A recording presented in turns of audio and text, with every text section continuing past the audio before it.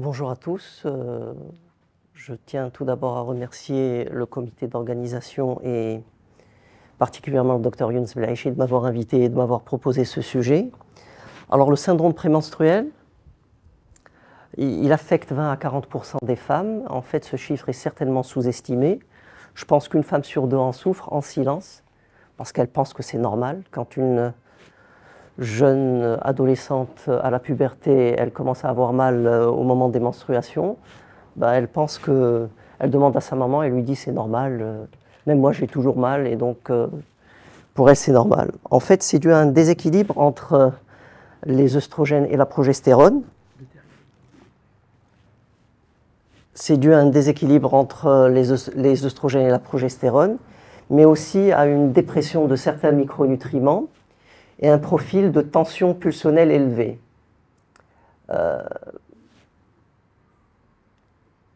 Il combine des manifestations cliniques et psychologiques, et puis on a dans un contexte inflammatoire, et on a des manipulations alimentaires complémentaires et comportementales qui peuvent baisser cette hyperœstrogénie et améliorer le profil noradrénaline sur sérotonine et baisser l'inflammation de manière significative.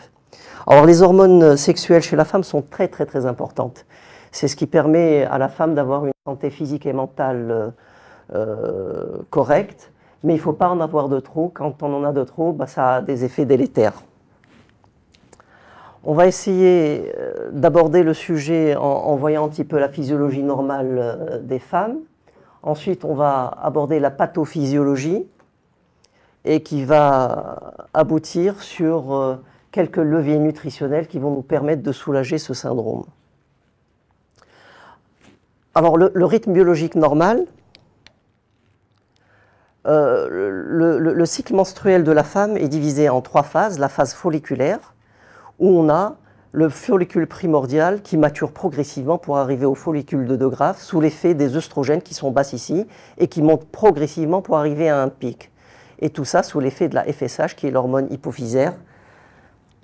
Ensuite, après ce pic d'œstrogène, 24-36 heures après, il y a l'ovulation et l'expulsion de l'ovule sous l'effet de cette hyperœstrogénie et du pic d'LH et de FSH. Et là, après l'expulsion de l'ovule, on a la formation du corps jaune qui va produire la progestérone sous l'effet de la LH et on voit bien dans la deuxième phase du cycle qu'on a une augmentation de la progestérone par rapport aux œstrogènes. Ça, c'est le cycle normal. Là, on a le pic d'FSH et d'LH qui sont quasiment concomitants. Là, on voit sur cette slide l'évolution des hormones sexuelles. On a les œstrogènes qui sont très basses au moment des menstruations et qui augmentent progressivement pour atteindre un pic. 24-36 heures après, il y a l'ovulation. Et après l'ovulation, les œstrogènes baissent un petit peu en laissant place à la progestérone qui est sécrétée par le corps jaune. Là, c'est la muqueuse utérine. Au moment des menstrues, on a la couche fonctionnelle qui disparaît et qui, progressivement, sous l'effet des œstrogènes qui augmentent de manière très modérée, puis de manière très importante au niveau de la phase lutéale, grâce à la progestérone, la muqueuse utérine s'épaissit, se vascularise énormément. C'est pour préparer le corps de la femme à une éventuelle nidation s'il y a fécondation. Là, c'est une coupe sagittale de l'ovaire avec les follicules primordiaux qui évoluent jusqu'au follicule de De Graaf, expulsion de l'ovocyte, de l'ovule et le corps jaune qui commence à sécréter de la progestérone. Alors de qui s'agit-il? De quoi s'agit-il? Les œstrogènes endogènes. Alors on a d'abord l'œstrone, E1. Pourquoi E1? Parce qu'on a un radical hydroxyle. C'est le précurseur de l'œstradiol, c'est l'hormone qui va nous intéresser. Alors le 1 est sécrété par la femme avant la puberté et après la ménopause. Précurseur de l'œstradiol entre la puberté et la ménopause. Pourquoi E2? Parce qu'on a deux radicales hydroxyles. Et puis E3, principalement sécrété par le placenta chez la femme enceinte. Pourquoi E3? Parce qu'on a 3 radicales hydroxyle. Alors l'œstradiol qui nous intéresse, qui est à l'origine de ce syndrome prémenstruel, a un pouvoir œstrogénique 10 fois supérieur à l'œstrone et 80 fois supérieur à l'œstriol. Comment ils sont fabriqués? Ils sont fabriqués à partir du cholestérol. Le cholestérol est très très important, qui se transforme en prégnénolone. Et à partir de là, on a les hormones stéroïdes dérivées du cholestérol, glucocorticoïdes, cortisol, minéralocorticoïdes, aldostérone, et androgènes et hormones sexuelles, androgènes, testostérone et œstrogène. Cholestérol très très important, il ne faut pas le combattre. Il faut combattre son oxydation parce que c'est quand il s'oxyde qu'il n'est pas recyclé et qu'il devient athéromateux. Une autre slide un peu plus détaillée, cholestérol qui donne la prégnénolone, qui donne l'aldostérone, prégnénolone cortisol, prégnénolone DHEA qui est l'hormone unisexe, précurseur lointain des hormones sexuelles, testostérone et œstradiol.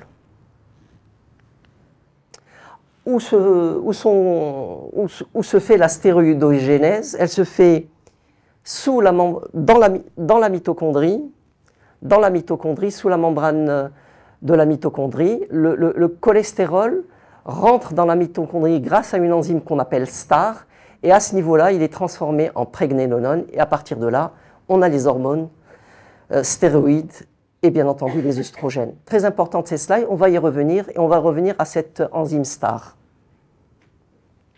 Et là, c'est capital de prendre soin de ces mitochondries. Les lieux de synthèse des hormones sexuelles, les ovaires principalement, mais aussi les surrénales, le cerveau, l'intestin, parce que quand on prend des produits laitiers, il y a plein de stéroïdes qui sont transformés par notre microbiote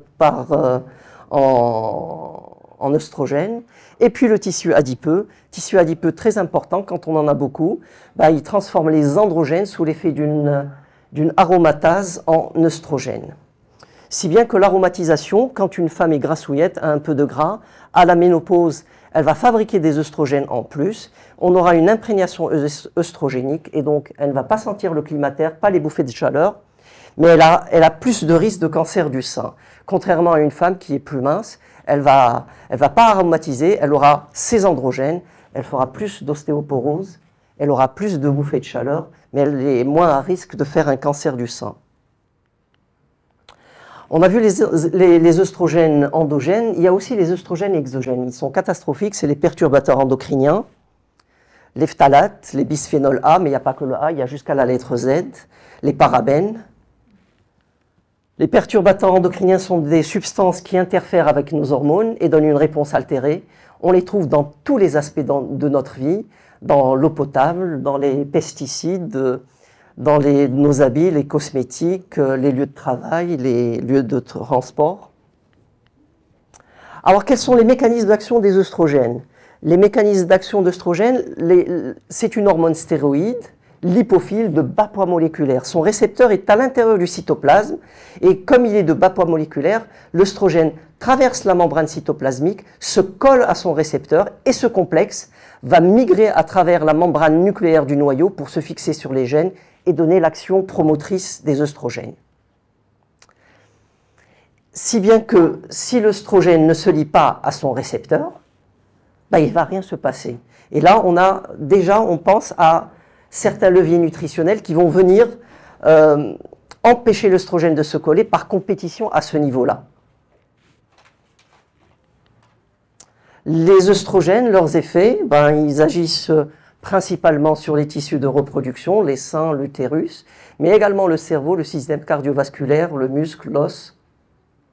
Et la notion d'imprégnation œstrogénique est très très importante, elle est importante chez la femme, c'est ce qui permet à la femme d'avoir une santé physique et mentale, une bonne santé mentale et physique, mais quand il y en a de trop, quand cette imprégnation est très accentuée, c'est délétère et ça donne le syndrome prémenstruel. L'imprégnation œstrogénique vécue par une femme au cours de sa vie conditionne son état de santé et elle est positivement corrélée au cancer du sein. Alors, les œstrogènes de trop, ils entraînent la dépression de micronutriments et la première victime des œstrogènes, c'est la vitamine B6, plus particulièrement sa forme active, PLP, pour pyridoxalphosphate. Il faut savoir que la vitamine B6 active, c'est le modulateur physiologique de l'accrochage de l'œstrogène sur son récepteur, c'est-à-dire qu'il va venir par compétition empêcher l'œstrogène de se coller à son récepteur. Sauf que la vitamine B6, c'est aussi la vitamine qui permet de détoxifier les œstrogènes dans le foie. Si bien que quand on a trop d'œstrogènes, on a une surutilisation de la vitamine B6 active par le foie pour détoxifier les œstrogènes, et on en manque pour aller moduler l'accrochage de l'œstrogène sur son récepteur. Et donc, même sans hyperœstrogénie, juste le fait de manquer de vitamine B6, il peut y avoir une hypersensibilité aux œstrogènes et avoir une imprégnation œstrogénique marquée. Alors, les enquêtes épidémiologiques montrent que la quasi-totalité de la population manque de vitamine B6. On va focuser sur les femmes de 18-50 ans. On voit que toutes ont un manque de vitamine B6 et une grosse part, en jaune là, manque au moins des 2/3 des apports recommandés en vitamine B6. Mais cette vitamine B6 permet dans le cerveau de transformer le tryptophane en sérotonine. Parce que cette transformation dans le cerveau, pour avoir de la sérotonine, elle nécessite une décarboxylation, et les décarboxylations sont vitamine B6 dépendantes. Et si on manque de sérotonine, la sérotonine c'est le frein des pulsions, il y aura un petit peu d'impulsivité, un petit peu d'intolérance aux frustrations. Et quand on manque de sérotonine, on aura beaucoup moins de mélatonine, qui pourrait transformer la sérotonine en mélatonine. Il faut une méthylation, donc B9, B12 dépendante, mais également B6 dépendante. Et donc là, déjà là, on voit un petit peu quels seront les symptômes un petit peu de ce syndrome prémenstruel à cause de cette vitamine B6. On aura un accélérateur, la noradrénaline, qui n'est pas compensé par le frein. Le frein des pulsions, c'est la sérotonine. Et on manquera aussi de mélatonine, et donc on va moins bien dormir quand on a trop d'œstrogènes. On aura une attirance de sucré, une attirance pour le sucré, particulièrement en fin d'après-midi, en début de soirée, et même après le repas du soir.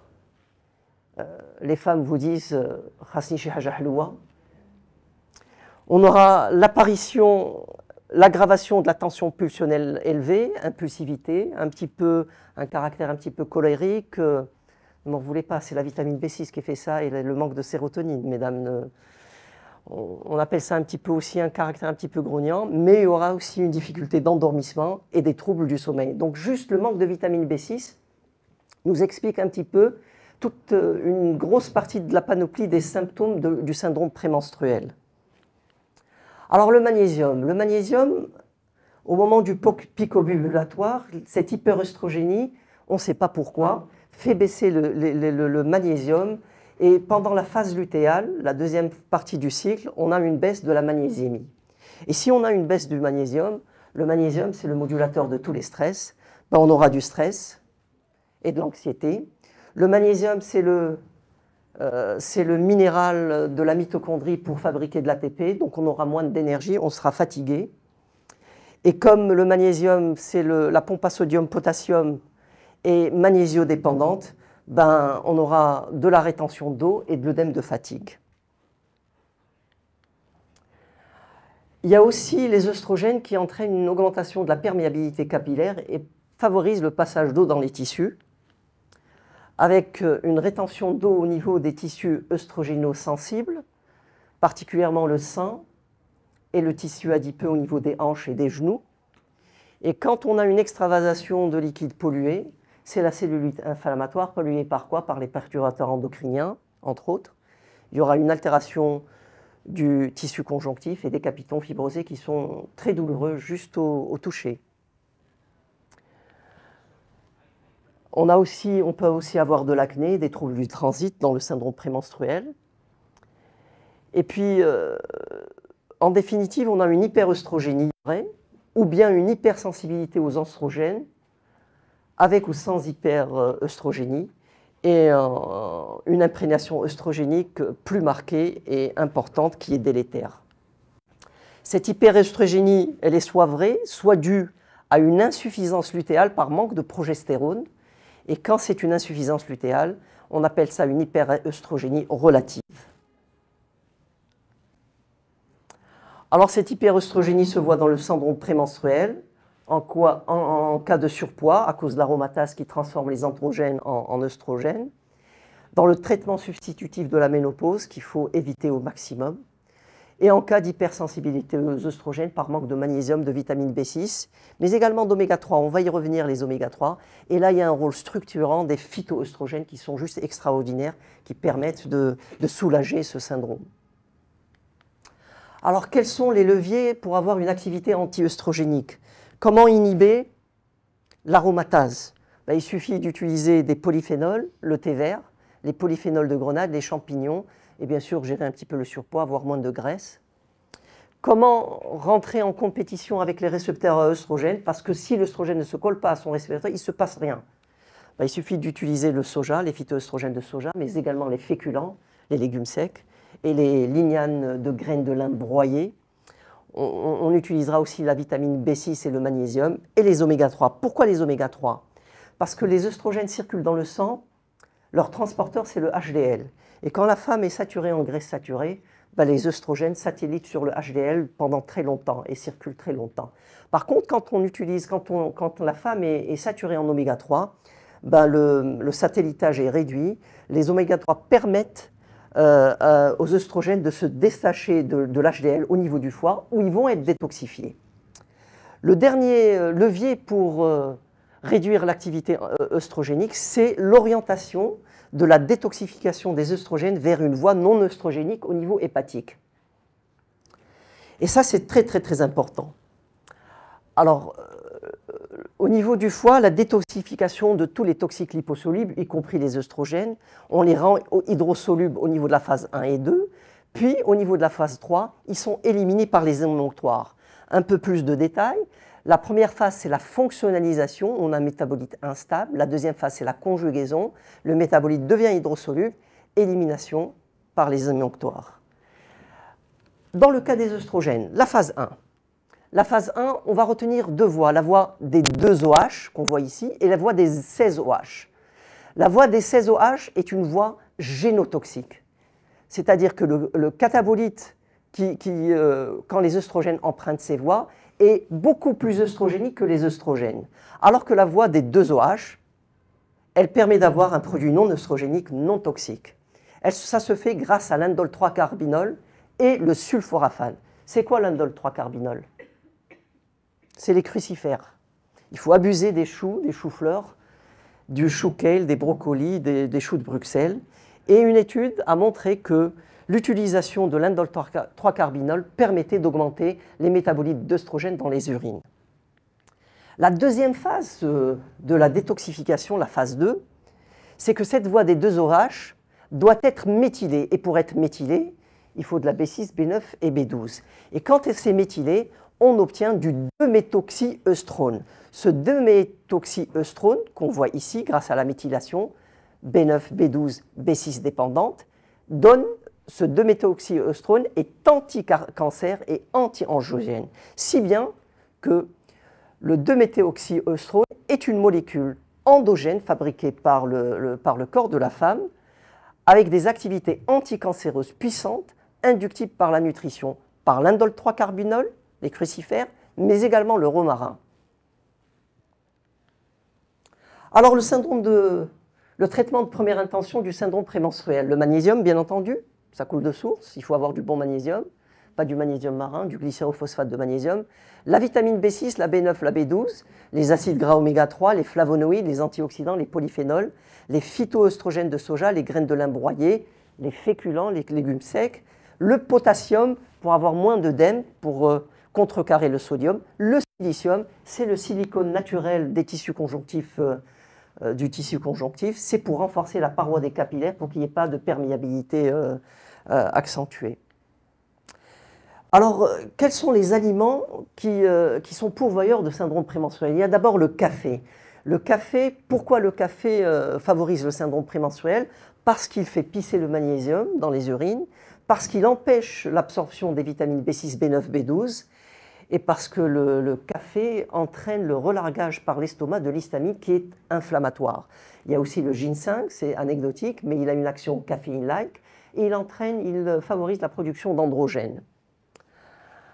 Alors, le laboratoire de nutrition cérébrale à MIT a démontré que les protéines animales et les produits laitiers aggravent la tension pulsionnelle élevée par manque de sérotonine dans le syndrome prémenstruel et que les glucides lents font l'effet inverse, que les végétariennes ont une phase lutéale plus longue que les non-végétariennes et donc ils ont plus de progestérone et une phase lutéale plus importante et donc moins d'insuffisance lutéale et que la consommation de végétaux associée à des fibres entraîne une excrétion fécale double à triple des œstrogènes. Alors le magnésium, on sait que les œstrogènes antagonisent le magnésium et que le syndrome prémenstruel est associé à un statut faible en magnésium. Et la supplémentation en magnésium est active sur les fluctuations de l'humeur et les migraines périmenstruelles. Les phytoœstrogènes, c'est des substances magnifiques, soja, graines de lin mais broyées, les féculents, c'est des composés naturels fabriqués par les plantes qui ont une structure très proche des hormones féminines. C'est des modulateurs de l'accrochage des œstrogènes, c'est ce qu'on appelle l'effet CERM, sans aller dans le noyau pour donner l'effet promoteur. L'effet CERM, alors les œstrogènes, quand ils se collent à leur récepteur, ils vont dans le noyau pour donner l'effet promoteur. Quand c'est les phytoœstrogènes qui se collent, il ne se passe rien, ils ne migrent pas, ils restent sur place, mais ils bloquent le récepteur. Et les effets œstrogéniques des phytoœstrogènes sont 100 à 1000 fois plus faibles que ceux de l'ostradiol. Cet effet CERM, quand on a beaucoup d'œstrogènes, ils permettent de réduire l'imprégnation œstrogénique, mais quand on en manque chez la femme ménopausée par exemple, pour édulcorer un petit peu l'imprégnation œstrogénique, on donne des phytoœstrogènes qui donnent une petite imprégnation œstrogénique chez la femme ménopausée. Et les isoflavones du soja améliorent les symptômes aussi bien physiques que psychologiques. La thyroïde, que vient faire la thyroïde ici? On ne peut pas soulager la femme si on ne comprend pas que les hormones thyroïdiennes et les hormones sexuelles sont intimement intriquées et liées. Quand une femme a une mastodynie persistante, qui doit régresser en première phase de cycle, parce que les symptômes du syndrome prémenstruel, les mécanismes s'installent à la phase folliculaire, à la première phase du cycle, mais les symptômes se révèlent à la phase lutéale, à la deuxième phase du cycle. Quand on a une mastodynie persistante, une résistance à la perte du poids, une constipation, une fatigue, il faut penser à une hypothyroïdie. Bien sûr, il y a le syndrome prémenstruel, mais il ne faut pas tout mettre sur le compte du syndrome prémenstruel. Et je reviens à la slide de la stéroïdogénèse, quand je vous ai parlé que l'enzyme STAR permettait au cholestérol de rentrer sous la membrane de la mitochondrie pour être transformé en prégnénolone, cette enzyme STAR, sa production est boostée par les hormones thyroïdiennes. Donc les hormones thyroïdiennes et les hormones sexuelles sont intimement liées. Les oméga 3 réduisent la durée de vie des œstrogènes, ils permettent le détachement des œstrogènes de l'HDL pour être détoxifiés dans le foie. Ils améliorent significativement aussi bien les signes physiques que psychologiques du syndrome prémenstruel. Et on a une efficacité des oméga 3 plus le PA que le DHA dans la dépression anxio-agressive due à un manque de sérotonine. Il faut faire le bon choix des oméga 3, bien entendu. Le safran, la dépression du syndrome prémenstruel est due à un déficit en sérotonine. Or, le safran a des effets sérotoninergiques. Il est en plus modulateur du cortisol. Il est anti-inflammatoire, antioxydant et neuroprotecteur. Et sur certaines études, on a montré que le safran et le Prozac avaient les mêmes effets, mais sans les effets secondaires du Prozac.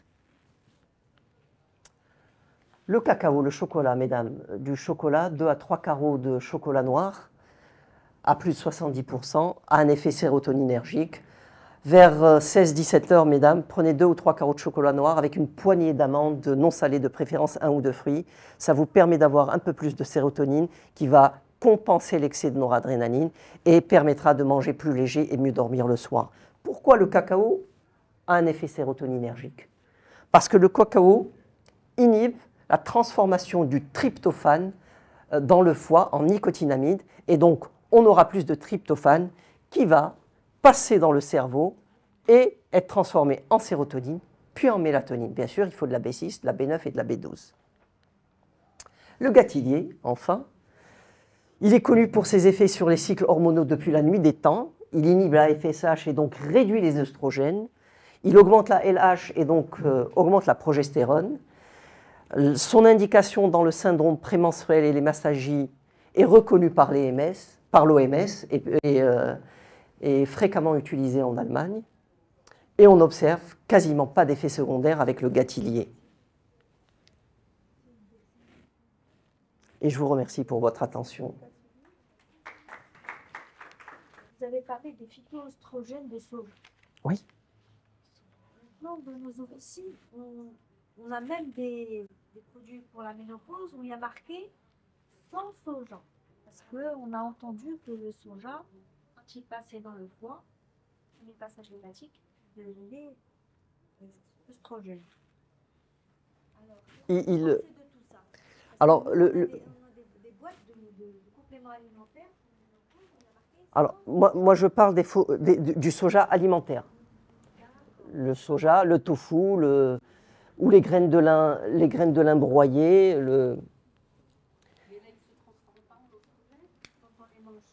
L'action œstrogénique des phytoœstrogènes de soja est 100 à 1000 fois inférieure à celle des œstrogènes. Il rentre en compétition avec l'œstrogène sur son récepteur et il ne se passera rien.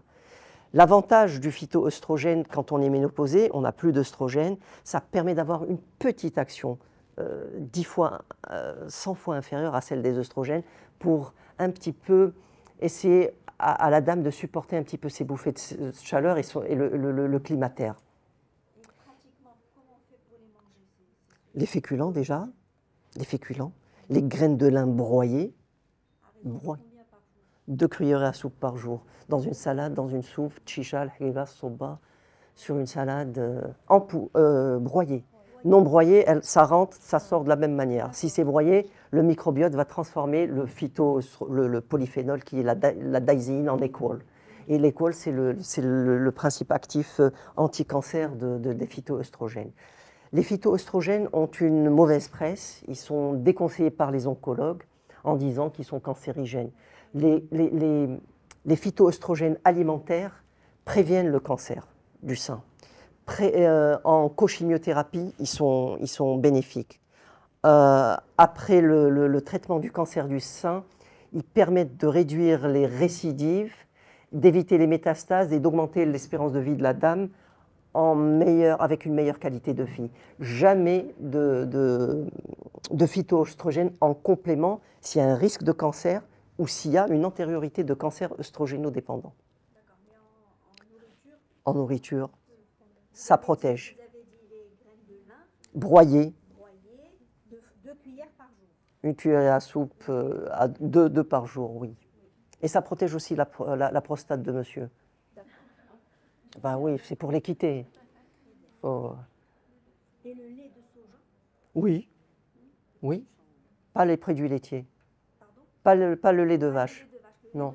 Le lait de vache est bourré de stéroïdes qui sont juste catastrophiques, qui sont transformés en œstrogènes par le microbiote intestinal et ça donne l'hyperœstrogénie. De toute façon, le lait de vache est bourré de beaucoup de choses, facteurs de croissance dont on n'a pas besoin. Parce que bon, je pense que quand on finit notre croissance à 18-20 ans, on n'a plus besoin du facteur de croissance que la vache donne à son veau pour prendre 1 kg par jour et prendre 300 kg par an. Ce facteur de croissance, si on le bouffe, comme on est adulte et qu'on n'a plus rien à grandir, il va nous faire grandir des tumeurs. Le sein chez la femme, la prostate. La prostate d'un homme qui boit des produits laitiers, au lieu d'être à 30-40 grammes, elle est à 120 grammes. Lit de cancer. Le thé vert est extraordinaire. C'est un... Oui, de préférence sans sucre. Mais de le cas qu'on a le syndrome polycystique, et les conseils pour éviter les céréales, like graines de lin, soja. Déconseillé de prendre des Non, le contraire. Oui, on ne peut pas prendre dans le syndrome prémenstruel, OPK. dans les OPK. Je ne peux pas vous dire, je sais.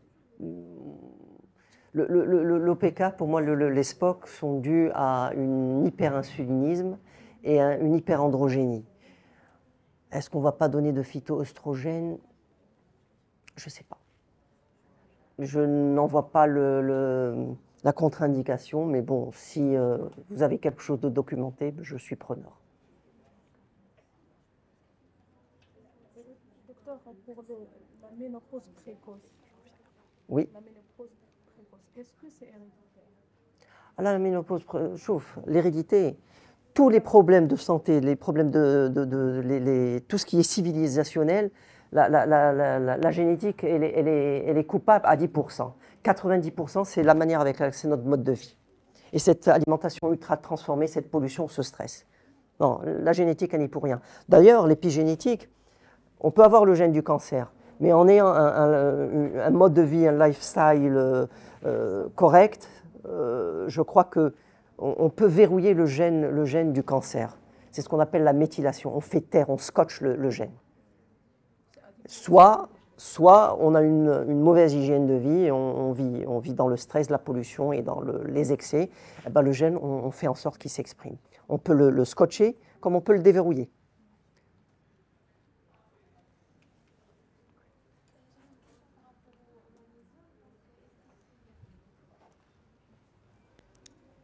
Par rapport au magnésium. D'abord, merci pour votre présentation. C'est Juste par rapport au magnésium, donc vous avez dit qu'il y a un déficit lors du deuxième cycle. Donc, il serait intéressant de faire des cures de magnésium. le magnésium. Alors, on manque tous de magnésium. Alors, d'abord, il faudrait faire le bon choix du bon magnésium. Le meilleur, c'est le glycérophosphate. C'est un sel liposoluble, c'est le glycérophosphate de magnésium. Ou le bicysclinate, mais le meilleur, c'est le glycérophosphate. Les autres ne sont pas bons. Alors, de préférence qu'ils soient associés à de la taurine, qui est un magnésorétenteur, et de la B6. Notre alimentation actuellement, quand elle est saine, on mange 2000 calories, plus ou moins 200. 2200 pour l'homme, 1800 pour la femme. En mangeant correctement ces 2000 calories, ça nous apporte 240 mg de magnésium. Nos AGR sont de 400 mg. Est-ce qu'on va attendre de faire une cure? Sans parler de l'hyperœstrogénie qui va vous faire baisser votre magnésium. Il faut le prendre tout le temps. Mais par contre, vous les femmes, chacune a sa propre balance. Vous savez quand est-ce que les désagréments commencent à venir. Il y a celles qui, ça commence au moment de l'ovulation, il y a celles qui, ça commence 2 ou 3 jours avant, il y a celles qui, ça se prolonge toute la phase lutéale, et c'est vous. Et là, vous doublez votre dose de déstress. Bon, je ne vais pas faire de pub.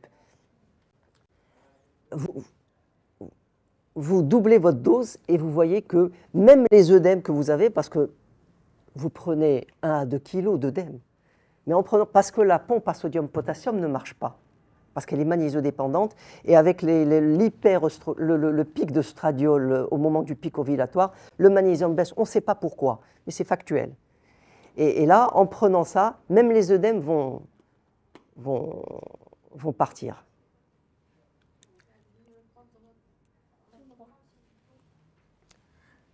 Et pour le B6, Pour la B6, il n'y a pas de B6 toute seule. ben, avec le magnésium. Associé à un Magnésium, oui.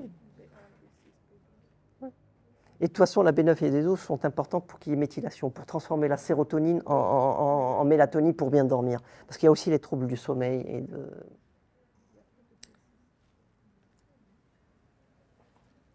Et puis les crucifères, c'est important, l'indole 3-carbinol, pour détoxifier les œstrogènes en un métabolite protecteur, non œstrogénique et protecteur du cancer du sein.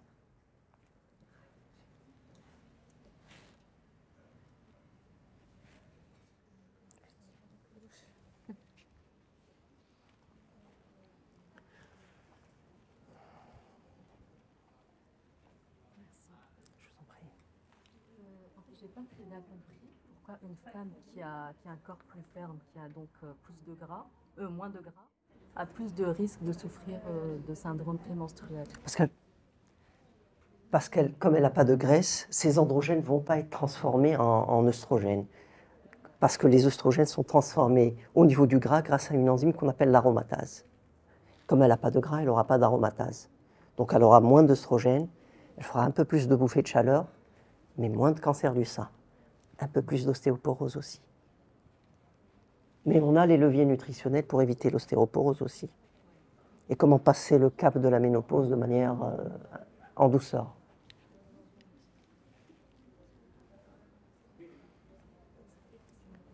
Et puis l'aromatisation des androgènes au niveau de la graisse ne concerne pas que la femme. L'homme aussi. Il fabrique des œstrogènes et puis il se retrouve avec une baisse de la libido, plein de problèmes. Et puis il y aura un manque de sérotonine, il faudra de la prédation déplacée sur le sucré, sur la bouffe. Et...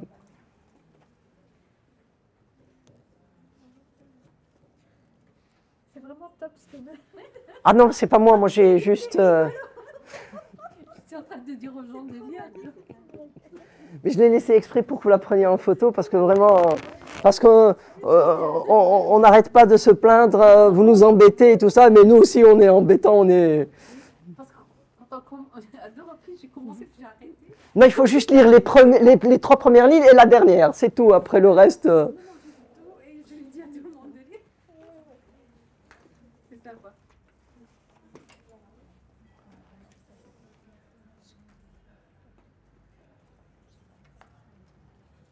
Parce que les hommes focalisent un petit peu sur le problème de prostate, mais ils oublient que leurs femmes ont aussi leurs problèmes.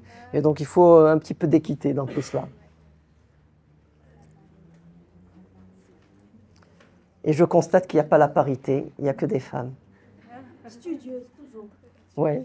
Ça va pas. Les hommes ne sont pas intéressés par le confort hormonal de leur épouse ou de leur compagne. Vous avez vu les résultats de bac? Les premières. Pas classique, là. femmes. Ben oui, parce que vous nous perturbez en classe. Vous êtes tellement belles, tellement jolies, vous nous déconcentrez, mesdames.